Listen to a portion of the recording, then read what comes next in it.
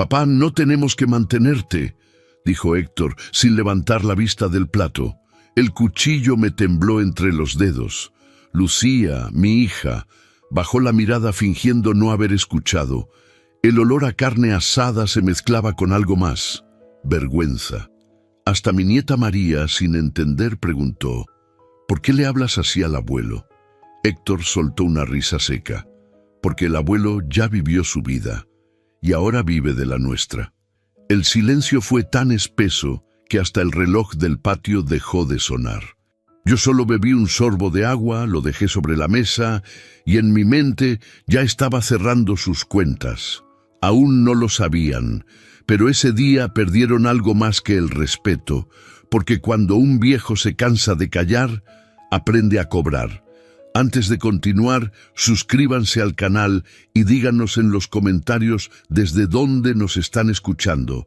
Pero para entender cómo llegué a ese almuerzo, tenemos que volver a los días en que todavía creía que mi familia me respetaba. Mi nombre es Claudio Salgado.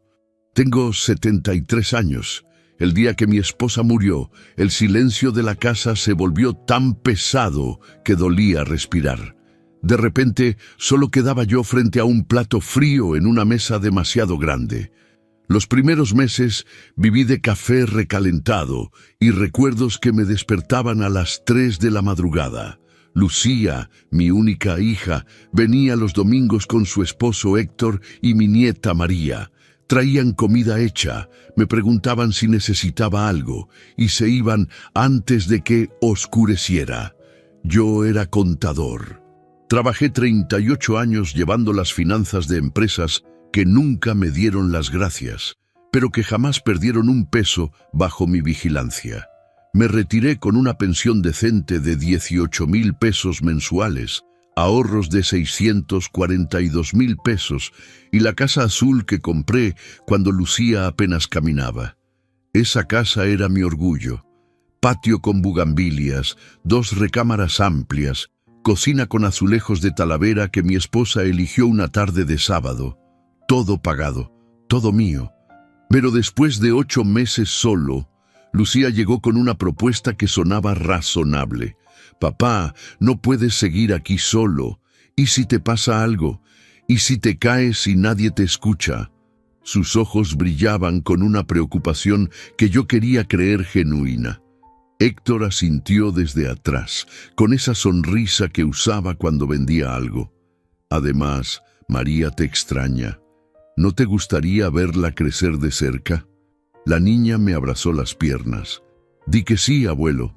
Podemos jugar damas todas las noches». Así que acepté. Renté mi casa a una familia joven por 8,000 pesos al mes, empaqué mis cosas en cajas que olían a naftalina y mudanza, y me mudé a la casa de Lucía y Héctor.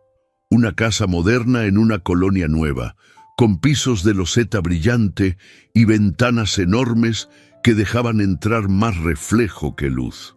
Al principio, todo parecía funcionar. María y yo jugábamos damas, le ayudaba con las tareas de matemáticas, le contaba historias de cuando su mamá era niña. Pero las semanas pasaron y algo cambió. Pequeñas cosas al inicio. Héctor dejó de saludarme por las mañanas. Lucía empezó a cerrar la puerta de su cuarto cuando hablaban. Las conversaciones se detenían cuando yo entraba a la sala. Y luego vino ese almuerzo. Un domingo, mediodía. María había puesto la mesa con servilletas de papel dobladas como triángulos. El olor a carne asada llenaba la cocina, pero algo en el aire no olía bien. Héctor sirvió los platos con movimientos bruscos, sin mirarme. Lucía revisaba su teléfono mientras masticaba. «¿Cómo estuvo tu semana, papá?», preguntó mi hija, pero sus ojos seguían en la pantalla. «Tranquila», respondí. «Fui al mercado. Arreglé la gotera del baño». Héctor soltó un suspiro que retumbó en la mesa. «Ese baño ya estaba bien. No tenías que tocar nada». «Goteaba», dije. «Solo cambié el empaque». «Sí, y ahora tengo que revisar que no hayas arruinado la rosca». Cortó un pedazo de carne con tanta fuerza que el cuchillo raspó el plato. El sonido me crispó los nervios. María miró a su padre, confundida. «Papá, el abuelo solo quería ayudar». «Nadie le pidió ayuda», murmuró Héctor, y el veneno en su voz era imposible de ignorar. El aire se espesó. Lucía no levantó la vista. Yo mastiqué despacio, tragando no solo carne, sino también rabia. La servilleta en mis manos se arrugó sola. Entonces vino la frase que lo cambió todo. «Papá, no tenemos que mantenerte». Héctor la dijo sin levantar la vista, como quien comenta el clima. Casual, devastadora. El cuchillo me tembló. Lucía bajó la mirada fingiendo no haber escuchado, pero sus mejillas se tiñeron de rojo. María dejó de comer, con el tenedor suspendido en el aire. «¿Por qué le hablas así al abuelo?», preguntó la niña, y su voz inocente me partió el alma. Héctor soltó una risa seca. «Porque el abuelo ya vivió su vida, y ahora vive de la nuestra». El reloj del patio siguió marcando segundos, pero yo dejé de escucharlo. Solo bebí un sorbo de agua, dejé el vaso sobre la mesa con cuidado y me limpié la boca. Lucía seguía sin mirarme. Héctor cortaba su carne como si nada, y en mi mente de contador empecé a hacer cuentas, no de dinero, de dignidad, de traición, de silencios que pesan más que palabras. Esa noche, acostado en el cuarto de invitados, que ya no se sentía como invitación, sino como exilio, recordé algo que mi esposa me dijo una semana antes de morir. «Claudio, nunca dejes que nadie te haga sentir pequeño, ni siquiera la familia». Medí hasta 10. Los contadores medimos antes de romper, pero sí tomé una decisión. Al día siguiente, mientras Héctor y Lucía salían a trabajar, escuché desde mi cuarto cómo él le decía entre risas: «El banco ya no quiere mantener cuentas viejas. Mejor cerrarlas antes de que den problemas». Lucía rió. «Ay, Héctor, no digas eso tan fuerte». Pero yo lo escuché y entendí perfectamente. La frase no era sobre finanzas, era sobre mí. La sospecha es como un clavo oxidado. Entra despacio, pero una vez adentro, duele con cada movimiento. Esa semana me volví invisible. Me levantaba temprano, preparaba mi café en silencio y observaba. Héctor salía a las 8 con su portafolio de cuero falso y su corbata mal anudada. Lucía se iba media hora después, siempre con prisa, siempre evitando mi mirada. María iba a la escuela con su mochila rosa, la única que todavía me abrazaba antes de partir. Y yo me quedaba solo en esa casa que no era mía, caminando entre habitaciones que olían a desconfianza. El miércoles encontré el primer papel. Estaba doblado dentro de una revista en la sala, como si alguien lo hubiera escondido con prisa y luego olvidado. Un extracto bancario. Mi nombre impreso en la parte superior, pero una dirección que no reconocí de entrada, la de la casa de Lucía. Cuenta conjunta, decía. Titulares: Claudio Salgado y Lucía. El saldo me quitó el aire. 642,000 pesos. Todo lo que había ahorrado en 38 años de trabajo. Mis manos temblaron sosteniendo ese papel. No de miedo, de furia contenida. Nunca autoricé una cuenta conjunta, nunca firmé nada. Pero ahí estaba mi dinero, en una cuenta que compartía con mi hija, en una dirección que resultó ser la casa donde ahora vivía como prisionero de su falsa hospitalidad. Guardé el extracto en el bolsillo de mi camisa, justo sobre el corazón que latía con rabia de contador traicionado. Esa noche, durante la cena, los observé. Lucía cortaba su pollo con movimientos mecánicos. Héctor revisaba su teléfono cada 2 minutos, sonriendo ante mensajes que no compartía con nadie. «¿Todo bien, papá?», preguntó Lucía, y por primera vez noté que su preocupación sonaba ensayada. «Perfectamente», respondí, y bebí agua como si no tuviera un extracto bancario quemándome el pecho. Al día siguiente, mientras ellos trabajaban, revisé cada cajón, cada carpeta, cada rincón de esa casa, no como un ladrón, como un auditor buscando irregularidades, y las encontré. En el estudio de Héctor, entre facturas sin pagar y folletos de autos que no podía comprar, hallé una carpeta azul. Adentro, copias de documentos con mi firma, poderes notariales, autorizaciones bancarias, solicitudes de transferencia, todas falsificadas. Mi firma era buena, había que admitirlo. Alguien se había tomado el tiempo de practicar mi trazo, la inclinación de mi C, la curva de mi S, pero yo conocía mi propia letra mejor que nadie, y esas firmas no eran mías. La siguiente hoja me heló la sangre. Una autorización bancaria firmada con mi rúbrica falsa, autorizando al banco a cambiar mi domicilio fiscal y convertir mi cuenta individual en cuenta conjunta con Lucía. El banco había aceptado ese poder notarial falsificado sin verificar nada, y la última hoja fue la peor. Una solicitud de transferencia por 350,000 pesos a una cuenta empresarial a nombre de Héctor, registrada como Servicios Profesionales. Fecha de la operación ejecutada, hacía 2 semanas. Estatus, completada, robándome. Me habían robado 350,000 pesos mientras yo jugaba damas con mi nieta y arreglaba goteras que no necesitaban arreglo. Fotografié cada documento con mi celular viejo, ese que Héctor llamaba reliquia del siglo pasado, pero que funcionaba perfectamente para capturar pruebas. Después lo guardé todo exactamente como lo encontré. Los ladrones no podían saber que el viejo había descubierto su juego. Esa noche cené en silencio. María me contó de su clase de ciencias, de un experimento con volcanes de bicarbonato. Le sonreí, le dije que sonaba fascinante y por dentro calculaba 350,000 ya transferidos, 292,000 todavía en la cuenta conjunta, 8,000 mensuales de renta de mi casa. Los números empezaban a contar una historia completa. «Papá, ¿te pasa algo?». Lucía fingió preocupación. «Solo estoy cansado», mentí con la misma facilidad con la que ella había falsificado mi firma. Seguí revisando. En el contrato de arrendamiento de mi casa azul encontré algo que me encendió la sangre. Un anexo fechado hace 3 meses. Cambio de cuenta de depósito para rentas mensuales. Mi firma al final. Falsa, por supuesto. Los 8,000 pesos mensuales que los inquilinos pagaban religiosamente no llegaban a mi cuenta personal. Iban directo a la cuenta conjunta que Lucía controlaba. Por eso nunca veía ese dinero. Por eso cuando preguntaba por las rentas, Lucía me decía que los inquilinos se atrasaban o que había problemas con el depósito. Todo mentira. Todo robado. El viernes, mientras Héctor llevaba a María a la escuela, escuché a Lucía hablar por teléfono en su recámara.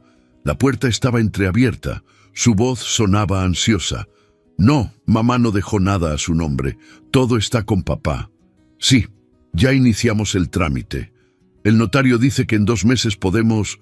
«No, él no sospecha nada. Es un viejo. Solo piensa en su café y sus periódicos». Cerré los ojos y respiré hondo. Mi esposa. Estaban planeando esto desde que mi esposa murió. Tal vez incluso antes. La mudanza, la preocupación fingida, la nieta como carnada emocional. Todo calculado. Todo mentira. Esa tarde, mientras ellos creían que dormía la siesta, revisé mi correo electrónico en la computadora de la sala. Encontré notificaciones del banco que nunca había visto. Transferencias autorizadas. Cambios de domicilio. Solicitudes de crédito a mi nombre que nunca pedí. Una de las notificaciones tenía fecha de hace 3 días. Estimado señor Salgado, su solicitud de venta de propiedad en calle Bugambilias 47 ha sido recibida. Mi casa. Estaban vendiendo mi casa. El mouse me tembló en la mano, pero no de debilidad, de determinación. Abrí una nueva ventana del navegador y busqué algo que necesitaba desde hace días. Abogados especializados en fraude familiar. El primer resultado era un despacho llamado Justicia Gris, defensa legal para adultos mayores. Leí los testimonios, historias como la mía, hijos que robaban, familias que traicionaban, viejos que recuperaban su dignidad. Anoté la dirección en un papel que guardé en mi billetera, junto al extracto bancario doblado. Esa noche, Héctor llegó más tarde de lo normal. Olía a cerveza y a colonia barata.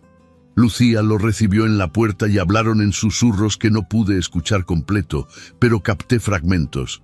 El notario confirmó: 2 semanas más. La casa se vende en 850,000.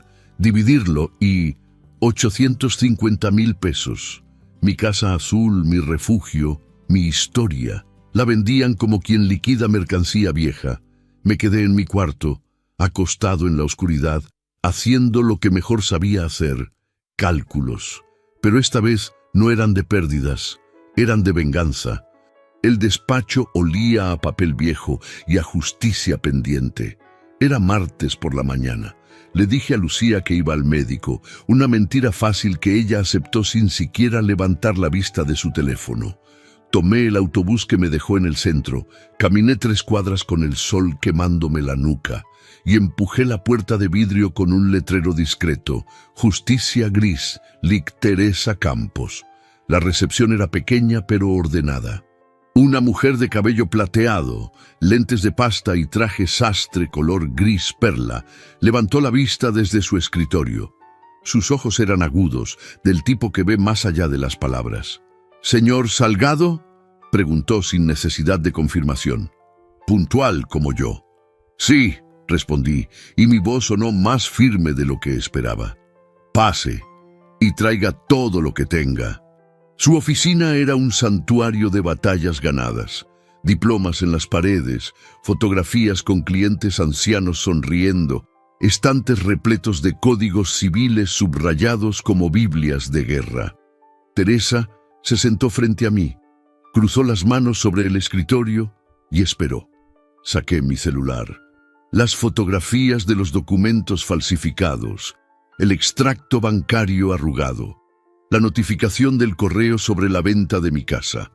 Lo puse todo sobre la mesa como un jugador de póker mostrando su mano ganadora.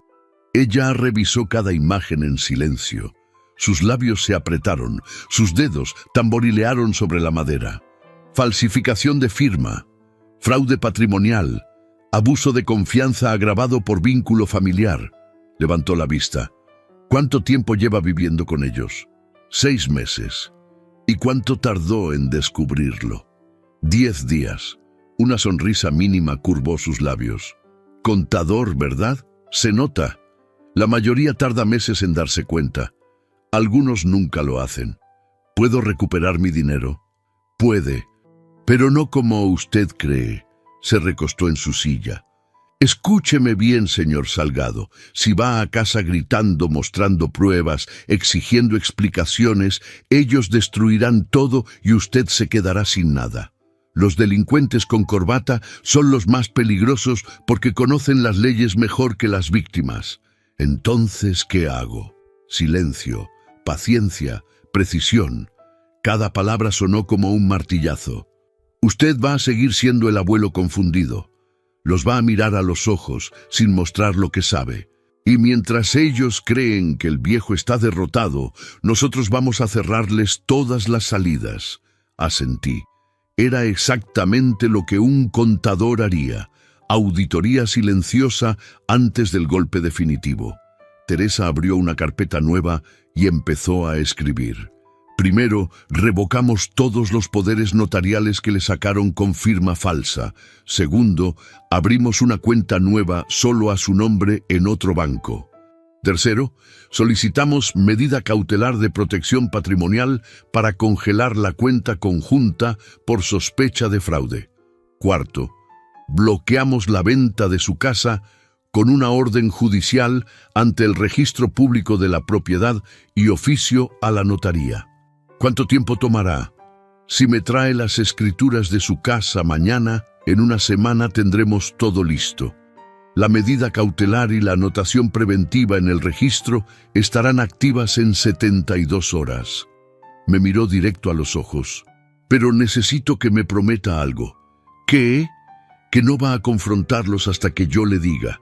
Ni una palabra. Ni una mirada extraña.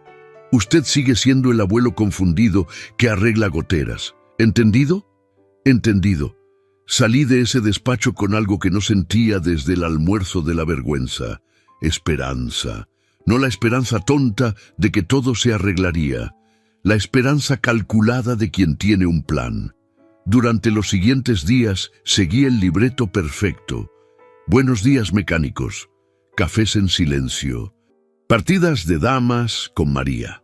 Héctor y Lucía me ignoraban, seguros de que el viejo estaba domesticado.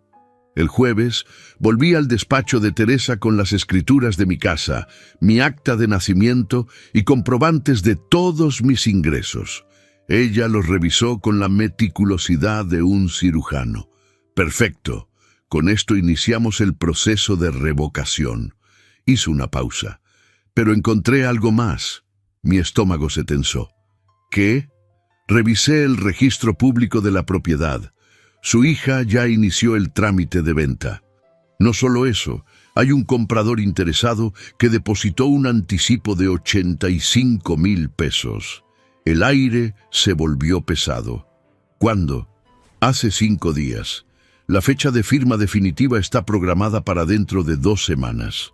85,000 pesos de anticipo, el 10% de 850,000. Mi casa, mi historia, mis bugambilias, vendida como mercancía de remate mientras yo dormía a 2 puertas de distancia. ¿Podemos detenerlo? Teresa asintió. Ya redacté la solicitud de protección patrimonial por fraude. Mañana la presento ante el juez. En 72 horas, su casa estará blindada mediante medida cautelar y anotación preventiva en el registro. La notaría se oficiará mañana. Ninguna venta podrá realizarse sin su presencia física y consentimiento verificado ante notario. ¿Y si ya firmaron algo más? Entonces lo revocamos con las pruebas de falsificación. Hizo una pausa. Revisé también los correos que me envió. Encontré algo interesante. Saqué un papel de su escritorio. Leí en uno de los mensajes que intercambiaron con el comprador. El comprador acepta firmar con inquilinos, pero exige entrega en 30 días. Iban a vender su casa ocupada y después forzar la salida de sus inquilinos. O peor, dejarle ese problema al comprador y desaparecer con el dinero. La frialdad del plan me quitó el aliento. No solo me robaban, destruían mi reputación en el proceso. Pero, señor Salgado, se inclinó hacia adelante. Esto ya no es solo recuperar su dinero. Esto es impedir que su propia hija lo deje en la calle. Las palabras me golpearon como puñetazos.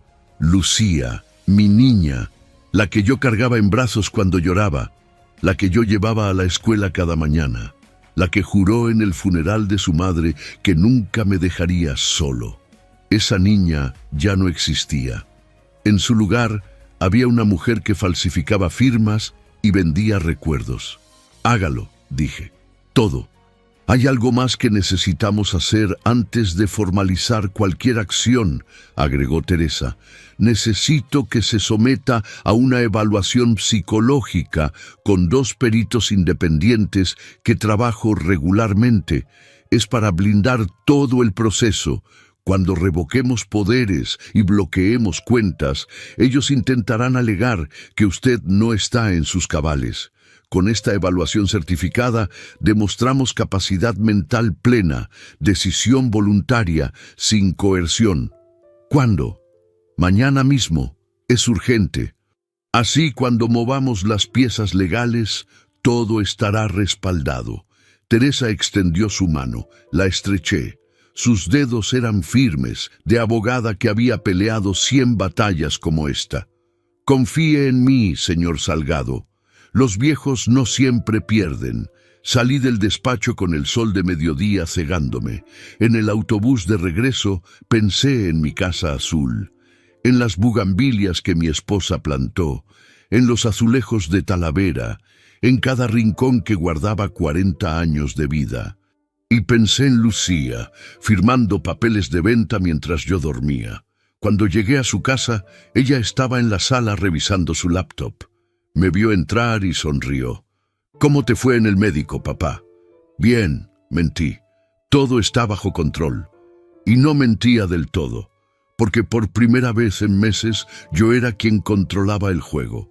Hay secretos que solo se revelan en la oscuridad, cuando los ladrones creen que el viejo duerme. Era viernes por la noche, las 11:30. El silencio de la casa se había vuelto tan común que ya no me asustaba, solo me acompañaba. Lucía y Héctor se habían acostado hace una hora.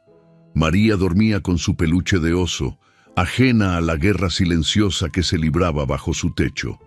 Yo estaba despierto, como siempre. Esperé 30 minutos más, el tiempo suficiente para que el sueño se volviera profundo. Después me levanté sin hacer ruido, descalzo sobre el piso frío, y caminé por el pasillo con pasos que ya había medido durante días. 5 pasos hasta la puerta del estudio de Héctor, 3 más hasta su escritorio. La puerta no tenía llave. La arrogancia de los ladrones es creer que la víctima es demasiado tonta para buscar. Entré. La luz de la calle se colaba por las persianas, dibujando franjas amarillas sobre los muebles.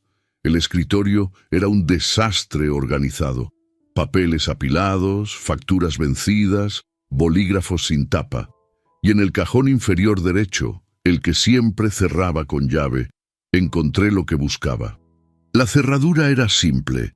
Un clip enderezado y paciencia de contador fueron suficientes. El cajón se abrió con un clic suave que sonó como trueno en el silencio. Adentro, otra carpeta, esta vez roja. La saqué con manos que ya no temblaban, sino que actuaban con precisión quirúrgica. El primer documento me quitó el aliento. Un contrato de compraventa. Mi casa en calle Bugambilias 47. Precio final, 850.000 pesos. Vendedores, Claudio Salgado, yo, y Lucía Salgado, apoderada legal. Fecha de firma ante notario, dentro de 9 días. Mi firma en la parte inferior, perfecta, falsa, criminal. Sentí el corazón apretarse en el pecho, pero no de dolor, de rabia fría. Esa firma era tan buena que hasta un perito la creería real. Pero yo sabía la verdad. El día que supuestamente firmé ese documento, estaba en el despacho de Teresa preparando mi contraataque. Fotografié cada página. El flash del celular iluminaba las hojas como relámpagos de evidencia. Contrato, comprobante del anticipo, copia de las escrituras originales, todo organizado con la meticulosidad de quien planea un robo perfecto.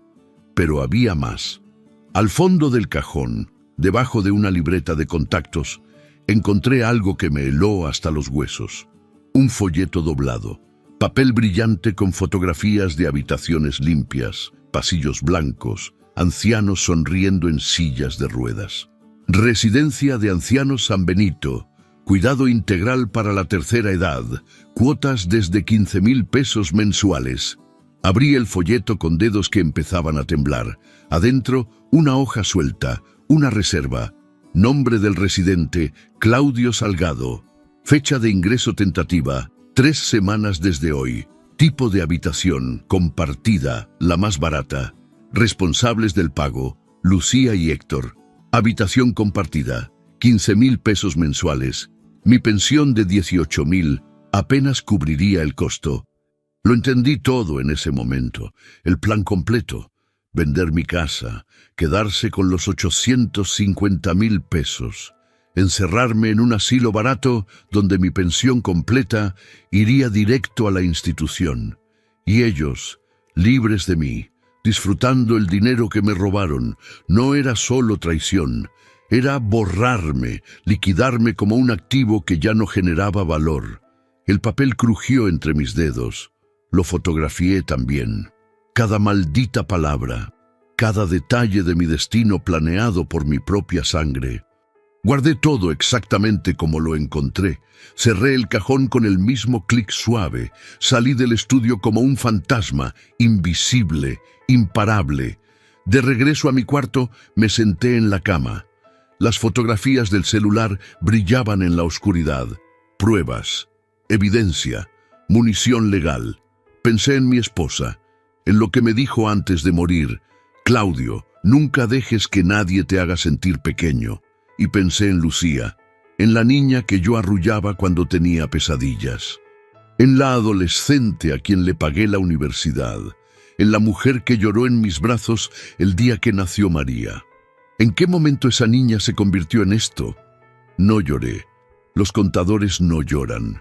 Pero sí tomé una decisión que había estado evitando. Mi venganza no sería solo recuperar lo mío. Sería silenciosa, absoluta, irreversible. A la mañana siguiente, desayuné con ellos como si nada. Héctor leía el periódico deportivo. Lucía preparaba el almuerzo de María. Todo normal, todo mentira. «Buenos días, papá», dijo Lucía, y su voz sonaba tan dulce que daba asco. «Buenos días», respondí, y bebí mi café pensando en el folleto del asilo. Esa tarde, mientras ellos salían, llamé a Teresa. «Encontré algo más», le dije. «¿Qué?» «Me tienen reservado en un asilo. Habitación compartida. Ingreso en 3 semanas». El silencio al otro lado de la línea fue largo. Después, la voz de Teresa sonó diferente, más dura, más peligrosa. «Señor Salgado, ¿está listo para cerrarles todas las puertas?» «Completamente. Entonces, mañana iniciamos todo. Y cuando terminemos, ellos van a entender que el viejo no era tan tonto como pensaban». Colgué. Me quedé mirando por la ventana. El cielo estaba gris, amenazando lluvia, y en mi mente calculé cada paso de mi venganza. Porque cuando un contador decide cobrar, no deja ni un centavo sin saldar.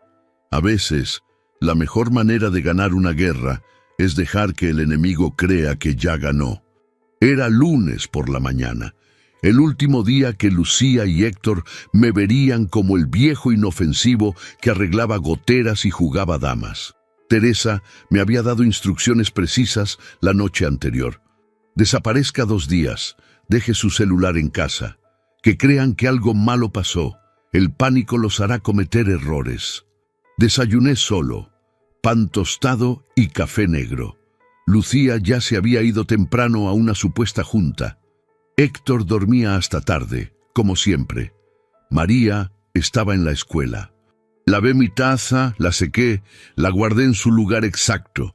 Después dejé mi celular sobre la mesa de noche, enchufado, en silencio. Como si fuera a regresar en cualquier momento. Tomé solo lo necesario. Mi billetera con las escrituras originales de mi casa, los documentos que Teresa me había dado y una muda de ropa en una bolsa de supermercado. Nada que llamara la atención. Nada que delatara que este viejo sabía exactamente lo que hacía. Salí por la puerta principal a las 9 de la mañana. El sol ya quemaba el pavimento. Caminé hasta la esquina, tomé el autobús que me llevaba al centro y desaparecí. La oficina del notario Fernández olía a madera vieja y a documentos que guardaban secretos de medio siglo. Era un hombre de 82 años. Amigo de mi padre, con manos temblorosas pero mente afilada como cuchillo de carnicero. «Claudio», me saludó con voz ronca. «Teresa me explicó todo. Eres el 4.º caso así que veo este mes. Las familias ya no respetan a los viejos. Necesito blindar mi patrimonio», dije sin rodeos. «Todo. Que no puedan tocar ni un peso». Fernández asintió y sacó documentos ya preparados. Fideicomiso irrevocable a favor de María, Banco Nacional como fiduciario, tú como fideicomitente, con derechos de uso y administración vitalicios. Ellos no pueden acceder al dinero ni a las propiedades hasta que María cumpla 18 años. Y solo si tú, estando vivo, lo autorizas. Revisé cada cláusula, cada palabra, cada detalle legal que convertiría mi patrimonio en un castillo inexpugnable. La Casa Azul, dentro del fideicomiso. Los 292.000 pesos restantes, transferidos a una cuenta nueva, protegida. Los 350.000 pesos ya debitados serían recuperados mediante la denuncia por fraude y el reconocimiento de deuda que firmarían. Mi pensión depositada en cuenta exclusiva a mi nombre. Las rentas de mi casa, directas al fideicomiso, corrigiendo el desvío fraudulento. ¿Y si intentan demostrar que no estoy en mis cabales?, pregunté. Por eso Teresa ordenó la evaluación psicológica hace unos días, precisamente para blindar el fideicomiso. Me mostró el documento. Capacidad mental plena, decisión voluntaria, sin coerción, firmado por 2 peritos independientes la semana pasada. Teresa había pensado en todo. Firmé los documentos sin que me temblara el pulso. Cada firma era un candado, cada rúbrica una puerta cerrada. El patrimonio completo, la casa avaluada en 850,000 pesos, los 292,000 en ahorros disponibles y los 350,000 en proceso de recuperación, ahora fuera del alcance de los ladrones que dormían bajo el mismo techo que yo. «Listo», dijo Fernández, estampando el sello notarial con un golpe seco que sonó a justicia. «A partir de este momento, tu patrimonio está blindado. Legalmente, sigues siendo el dueño y administrador. Pero nadie puede vender, hipotecar o transferir nada sin tu presencia física y consentimiento notarial verificado». ¿Y la cuenta conjunta? Teresa ya presentó la denuncia por fraude. El banco congelará los fondos hoy por la tarde. Ellos no podrán mover ni un centavo de lo que queda. Salí de esa notaría sintiendo algo que no había sentido en meses. Libertad.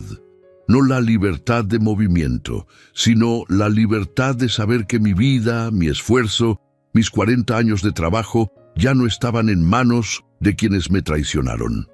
Pasé esa noche en un hotel barato cerca del centro, habitación pequeña con una cama dura y una ventana que daba a un callejón, pero dormí mejor que en meses. El martes por la mañana, todavía invisible para ellos, fui al banco. La cuenta nueva ya estaba activa. Los 292,000 pesos que aún no habían sido robados se transfirieron a mi cuenta exclusiva. El resto quedó congelado, en proceso de investigación por fraude y restitución. Mientras el ejecutivo procesaba todo, revisé los documentos. Teresa también había incluido algo más. Cancelación de 3 solicitudes de crédito que Héctor había hecho a mi nombre sin mi conocimiento. Préstamos personales, tarjetas de crédito, líneas de financiamiento, todo bloqueado, todo denegado. En la tarde, desde una cafetería con internet, revisé mi correo en una computadora pública. Teresa me había avisado que habían intentado llamarme docenas de veces. Mensajes de Lucía, según me informó la abogada. «Papá, ¿dónde estás? ¿Estás bien? Contesta, por favor». Mensajes de Héctor. «Señor Claudio nos tiene preocupados. Por favor, comuníquese». No respondí ninguno. El silencio era parte del plan. Esa noche, desde el teléfono del hotel, llamé a Teresa. «¿Cómo va?», pregunté. «Perfecto». El banco congeló la cuenta conjunta a las 3 de la tarde. Ya recibí la primera llamada de Lucía preguntando qué pasó. Le dijeron que hay una investigación por actividad sospechosa. Su risa fue breve pero satisfecha. «Y la venta de tu casa está bloqueada. El comprador ya recibió notificación de que el trámite no puede continuar por anotación preventiva en el registro. ¿Cuándo regreso?» «Mañana por la tarde. Que sufran un día más. Que sientan lo que es perder el control». Colgué y me quedé mirando por la ventana del hotel. Las luces de la ciudad parpadeaban como estrellas caídas, y pensé en Lucía, desesperada, buscándome, no por amor, por miedo a perder el dinero. El miércoles a las 5 de la tarde regresé a la casa de Lucía. Caminé despacio por la calle con mi bolsa de supermercado y mi rostro sereno. Héctor estaba en la puerta, fumando un cigarro con manos temblorosas. Cuando me vio, tiró el cigarro al suelo y corrió hacia mí. «Papá, ¿dónde estaba? Lucía está desesperada. Llamamos a hospitales, a la policía». «Fui a arreglar unos asuntos», dije con calma. «Nada importante». Lucía salió de la casa con los ojos rojos. No sé si de llorar o de rabia. ¿Dónde estabas? ¿Por qué no llevaste tu celular? Lo olvidé, mentí. Perdón por preocuparlos. Entré a la casa como si nada. Héctor y Lucía se miraron con esa mirada que solo tienen los cómplices cuando el plan se desmorona. Esa noche, durante la cena, el teléfono de Héctor sonó. Contestó con voz temblorosa. ¿Qué? ¿Cómo que congelada? ¿Investigación? Pero si yo... Su rostro palideció. Entiendo. Sí. Gracias. Colgó. Me miró. Sus ojos ya no tenían arrogancia, solo pánico. Papá, necesitamos hablar. El banco congeló las cuentas. Dicen que hay un problema con las autorizaciones. Bebí un sorbo de agua. Lo miré directamente a los ojos. Qué raro, dije. ¿Qué tipo de problema? Cuando volví a mi cuarto, revisé el celular que había dejado. Más de 12 llamadas perdidas, mensajes desesperados, el pánico en cada palabra. Y sonreí. La desesperación tiene un olor, mezcla de sudor frío y mentiras que se desmoronan. El jueves por la mañana, Lucía y Héctor salieron de la casa a las 7:30, más temprano de lo normal. Los escuché discutir en voz baja mientras se vestían, sus palabras filtradas por las paredes delgadas como confesiones involuntarias. «Tiene que haber un error», susurró Lucía. «Las cuentas están a su nombre, pero yo soy cotitular. El gerente dijo que hay una investigación por actividad sospechosa», respondió Héctor, y su voz sonaba como papel arrugándose. «No nos pueden dar información hasta que se resuelva». ¿Y la casa? El notario tampoco contesta. Dejó de responder mis llamadas. Silencio. Después, la voz de Lucía, más baja, más peligrosa. ¿Crees que él sepa algo? Es un viejo. ¿Qué va a saber? Pero la duda ya estaba sembrada. Se fueron al banco sin desayunar. Yo esperé 15 minutos, me serví café y salí también. Teresa me había dado la dirección de una cafetería con vista directa a la sucursal bancaria. Desde ahí, con una taza de café americano y un periódico que no leí, los observé. Llegaron a las 8:15. Héctor caminaba adelante, con pasos largos, de quien todavía cree que puede solucionar todo. Lucía lo seguía, revisando su teléfono cada 5 segundos. Entraron al banco como quien entra a una batalla perdida. Estuvieron adentro 1 hora y 20 minutos. Cuando salieron, ya no eran las mismas personas que entraron. Héctor tenía las manos en los bolsillos y la cabeza gacha. Lucía lloraba, pero no de tristeza, de rabia. Lo sé porque reconozco esa clase de lágrimas, las que caen cuando uno pierde algo que nunca fue suyo. Se sentaron en una banca afuera del banco. Desde mi mesa en la cafetería, con el periódico como pantalla, los vi discutir. Héctor gesticulaba con las manos, como explicando algo. Lucía negaba con la cabeza una y otra vez. Después, Héctor hizo una llamada. Vi cómo sus hombros se desplomaban mientras hablaba. Después, otra llamada. Y otra más. El notario, el comprador de la casa. Tal vez hasta algún abogado. Todas las puertas cerrándose una tras otra. Clic, clic, clic. Me quedé ahí 1 hora más. Los vi caminar al auto, derrotados, y perderse en el tráfico de la mañana. Regresé a casa antes que ellos. Preparé más café, me senté en la sala con el periódico y esperé. Llegaron a las 11. María todavía estaba en la escuela. No había testigos para el teatro que estaba por comenzar. Entraron sin saludarme. Fueron directo a su cuarto. Escuché voces altas, acusaciones cruzadas. Héctor culpando a Lucía por no ser más cuidadosa. Lucía culpando a Héctor por falsificar mal las firmas. El matrimonio desmoronándose bajo el peso del robo fallido. Salí de la casa. Necesitaba aire. Caminé 3 cuadras hasta un parque pequeño con bancas de cemento y palomas que esperaban migajas. Me senté ahí, bajo un árbol que daba sombra insuficiente, y pensé en mi esposa. Claudio me había dicho una vez, la familia es lo más importante, pero solo cuando la familia te trata como familia. Regresé a la casa a las 4 de la tarde.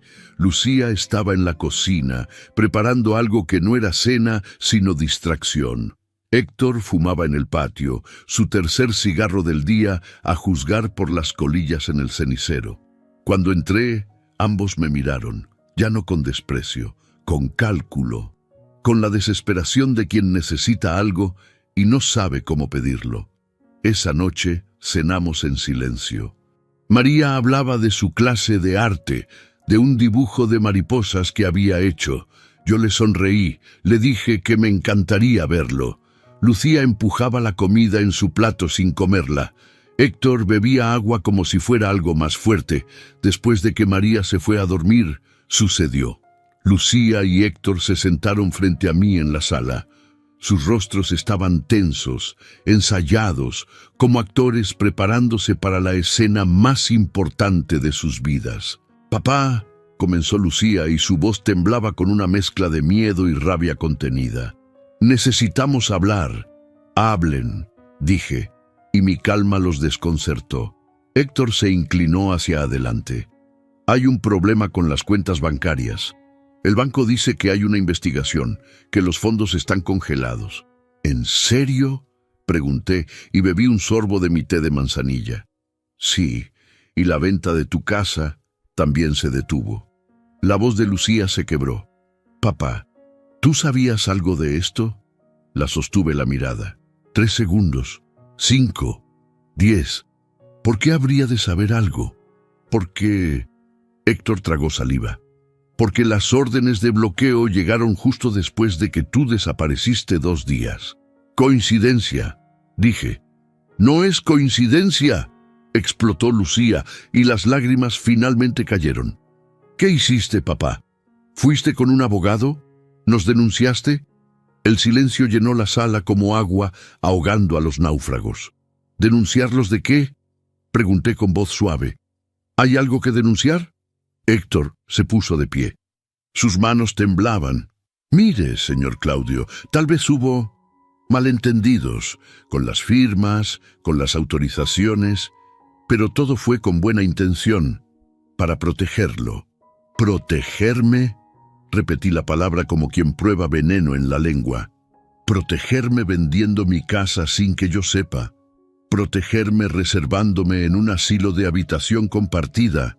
El color abandonó sus rostros. «¿Cómo?», susurró Lucía. «¿Cómo lo sé?». Me puse de pie, lento, con la dignidad de quien ya ganó. «Porque no soy el viejo tonto que ustedes creían. Porque conté cada peso que robaron. Porque encontré cada documento falsificado. Porque mientras ustedes dormían tranquilos, yo cerraba cada puerta que habían abierto». Lucía cayó de rodillas. Las lágrimas ahora eran reales, desesperadas. «Papá, por favor, cometimos errores, pero somos familia. Piensa en María». «¿Qué le diré a María? Nos vas a dejar sin nada». Me agaché para quedar a su altura. La miré a los ojos, esos ojos que una vez me miraron con amor de hija. «A ella no», dije con voz firme como sentencia. «A ustedes, sí». El amanecer del viernes llegó con una luz gris que no prometía nada bueno. Lucía no había dormido. Lo supe por sus pasos inquietos toda la noche, por el crujir de la cama en su cuarto, por el sonido del refrigerador abriéndose a las 3 de la madrugada. Héctor tampoco. Lo escuché fumar en el patio a las 4, sus pisadas nerviosas sobre el cemento húmedo. Yo dormí como no lo hacía en meses. Profundo, completo, con la paz de quien ya no carga secretos ajenos. Me levanté a las 6, como siempre. Me puse la misma camisa blanca que usaba para ir al banco cuando trabajaba, los mismos pantalones grises. Me peiné frente al espejo y el hombre que me devolvió la mirada ya no era el mismo que había llegado a esta casa 6 meses atrás. Este hombre tenía la espalda recta. Preparé café en la cocina. La cafetera italiana que me había traído de mi casa, la única cosa que Lucía no había intentado vender. El olor llenó el espacio pequeño, mezclándose con el frío de la madrugada que entraba por la ventana entreabierta. A las 6:30, Héctor entró a la cocina. Traía el rostro demacrado, ojeras profundas, el cabello despeinado. Ya no era el hombre arrogante que me había dicho que yo vivía de su vida. Era alguien más pequeño, más real, más asustado. «Buenos días», dijo, y su voz sonaba rasposa. No respondí. Solo serví 2 tazas de café. Le pasé una. Él la aceptó con manos que temblaban ligeramente. Nos quedamos así, de pie en la cocina, con el café humeando entre nosotros como un campo minado. «Señor Claudio», comenzó finalmente, «sé que cometimos errores». «¿Errores?», repetí la palabra con calma. «Así le llamas a la falsificación de firmas». Tragó saliva. Queríamos ayudar. La economía está difícil. Mi negocio no va bien. Pensamos que usted podría prestarnos». «¿Prestarles?». El café en mi taza seguía hirviendo, pequeñas burbujas en la superficie negra. «Los préstamos se piden, Héctor. No se toman falsificando documentos». Lo sé y...». Se pasó la mano por la cara. «Pero entiéndame, tengo deudas. El banco me persigue. Los acreedores llaman todos los días. Solo necesitábamos un respiro». «¿Un respiro de 350,000 pesos?» Palideció. No esperaba que supiera la cifra exacta de lo que ya habían robado. Nosotros íbamos a devolvérselo. Todo, con intereses. «¿Con qué dinero?», pregunté. «¿Con lo que sacarían de vender mi casa? ¿O después de encerrarme en el asilo San Benito?». Sus ojos se abrieron como platos. «¿Cómo?». Dejé mi taza sobre la mesa. Saqué mi celular del bolsillo. Abrí la carpeta con las fotografías. Una por una. Las puse sobre la mesa de la cocina, como cartas, en un juego de póker, donde ya sabía que tenía la mano ganadora.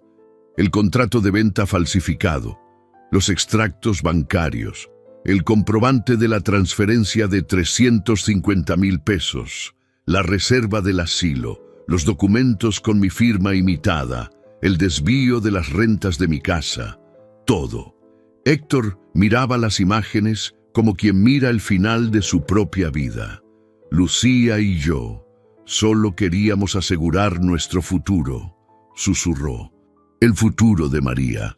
«No», dije, y mi voz era tan fría como el café que empezaba a enfriarse.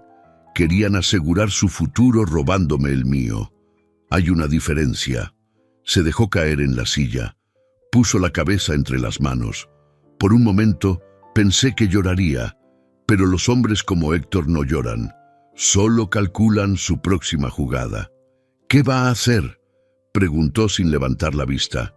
«¿Denunciarnos?». «Ya lo hice». Levantó la cabeza de golpe. El pánico en su rostro era casi cómico. «¿Qué?». «La denuncia por fraude patrimonial está presentada. La investigación bancaria está en curso y cada documento que ves en estas fotografías está en manos de mi abogada». Guardé el celular con calma. «Pero hay una forma de que esto no llegue a los tribunales». «¿Cuál?». La desesperación en su voz era palpable. «Lo que sea, haremos lo que sea». Tomé mi taza. Bebí el último sorbo de café, ahora tibio, amargo, exactamente como debía ser este momento. «Yo me voy hoy», dije. «Regreso a mi casa». «Pero, ¿y ustedes dos firman esto?». Saqué los papeles que Teresa me había preparado. «Ante notario, reconocimiento de deuda solidaria por 350,000 pesos, más 70,000 de intereses y actualización. Pagarés mensuales de 5,000 pesos durante 84 meses, con obligación solidaria de Héctor y Lucía como deudores solidarios». «¡84 meses!». Su voz se quebró. «7 años. No puedo». «Pueden y lo harán, los dos. O la denuncia sigue su curso y terminan en la cárcel. Ustedes deciden». El silencio llenó la cocina. Afuera, los pájaros comenzaban a cantar. Un nuevo día, una nueva vida. «Y otra cosa», agregué. «Acordamos, documentado ante notario, visitas de 2 fines de semana al mes para María. Eso no es negociable, porque esa niña no tiene culpa de tener padres ladrones. y yo no voy a dejar que crezca pensando que robar a la familia es normal. No puede quitarnos a nuestra hija. No te la estoy quitando. Te estoy salvando de que ella descubra la verdad cuando sea más grande. Firman o ella crece sabiendo que sus padres casi mandan a su abuelo a un asilo para robarle todo. Héctor tomó la pluma que le ofrecí. Sus manos temblaban tanto que la firma salió torcida, deshecha, patética. Guardé el documento. Me dirigí a la puerta de la cocina. El notario viene a las 10 para formalizar todo, dije sin voltear. Y ustedes se abstienen de acercarse a mis cuentas o a mi casa. Cualquier contacto será a través de mi abogada. Los créditos que solicitaron a mi nombre ya fueron cancelados. Cualquier nuevo intento será reportado inmediatamente. Salí de la cocina dejando atrás el olor a café y a derrota. Una semana después, el amanecer del sábado pintó el cielo de naranja y violeta, colores que mi esposa siempre decía que parecían promesas. El administrador había confirmado la salida anticipada, acordada con los inquilinos de mi casa, bonificación de 10,000 pesos y mudanza pagada. La llave volvía a su dueño, por las buenas. Yo ya estaba despierto. Había dormido mi última noche en esa casa que nunca fue mía, en ese cuarto de invitados que olía a exilio. Mis 2 maletas estaban junto a la puerta, las mismas con las que había llegado 6 meses atrás. Solo que ahora pesaban menos, o tal vez era yo quien se sentía más liviano. En las 6 de la mañana, el camión de mudanzas llegó a calle Bugambilias 47. Teresa me había enviado una fotografía. 3 hombres con overoles azules descargando mis muebles que habían estado en almacenamiento. La mesa de la cocina, la mecedora donde mi esposa leía, las fotografías enmarcadas, todo volviendo a casa. A las 7, el cerrajero terminó de cambiar todas las chapas. Nuevas llaves, nuevo comienzo. A las 8, tomé mi café en la cocina de Lucía por última vez. Ella no había salido de su cuarto, Héctor tampoco. Solo María apareció con su mochila de escuela y sus ojos confundidos. ¿Te vas, abuelo? Me arrodillé para quedar a su altura. Le acaricié el cabello. Sí, mi niña, vuelvo a mi casa. ¿Por qué? ¿Hice algo malo? No, amor, tú nunca hiciste nada malo. La abracé fuerte, respirando su olor a champú de fresa. Pero los adultos a veces necesitamos vivir en diferentes lugares, nada más. ¿Puedo visitarte? Cada 2 fines de semana. Te llevaré a plantar flores en el jardín. ¿Te gustaría? Asintió, sonriendo a pesar de las lágrimas que empezaban a formarse. La besé en la frente, le di su lonchera y la vi partir hacia la escuela. A las 9, el taxi llegó por mí. Tomé mis maletas. Eché un último vistazo a esa casa moderna con pisos brillantes y ventanas que nunca dejaban entrar suficiente luz. No sentí nostalgia, solo alivio. Lucía salió cuando estaba por cerrar la puerta. «Papá». Su voz era apenas un susurro. Me detuve. No me volteé completamente. «¿Alguna vez nos vas a perdonar?», preguntó. La pregunta se quedó suspendida en el aire como humo de cigarrillo. Pensé en todas las respuestas posibles, en el perdón que ella quería y no merecía, en las disculpas que nunca llegaron, en los 6 meses de traición disfrazada de hospitalidad. No lo sé, dije finalmente, pero sí sé que perdonar no significa olvidar, y yo tengo muy buena memoria. Salí, cerré la puerta, subí al taxi. Cuando llegué a calle Bugambilias 47, el sol ya estaba alto. La casa azul brillaba como si me hubiera estado esperando. Las bugambilias habían crecido salvajes durante mi ausencia, trepando por las paredes con una libertad hermosa. Las nuevas llaves entraron perfectas en las nuevas cerraduras. La puerta se abrió con un suspiro que sonó a bienvenida. Adentro, todo olía a madera y a recuerdos buenos.